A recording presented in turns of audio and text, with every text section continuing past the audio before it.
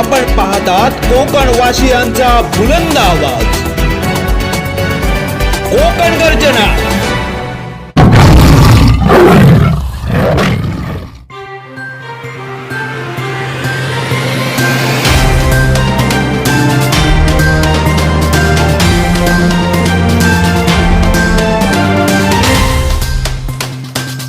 मुंबई गोवा राष्ट्रीय महामार्ग उद्यापासून 3 दिवस बंद।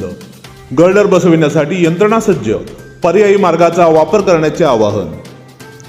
मुंबई गोवा राष्ट्रीय महामार्ग क्रमांक 66 कोलाड पुई येथील महिसदरा नदीवरील नवीन पुलावर गर्डर बसवण्याचे काम करण्यासाठी यंत्रणा सज्ज झाली आहे।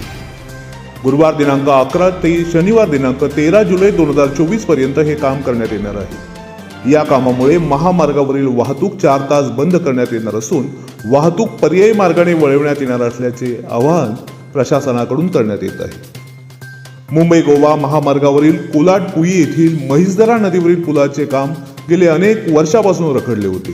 या पुलाचे काम 11 जुलैपासून 3 दिवस सकाळी 6 ते 8 तसेच दुपारी 2 ते 4 वाजेपर्यंत सुरू राहणार असल्यामुळे या महामार्गावर 4 तास मेगा ब्लॉक असणार आहे।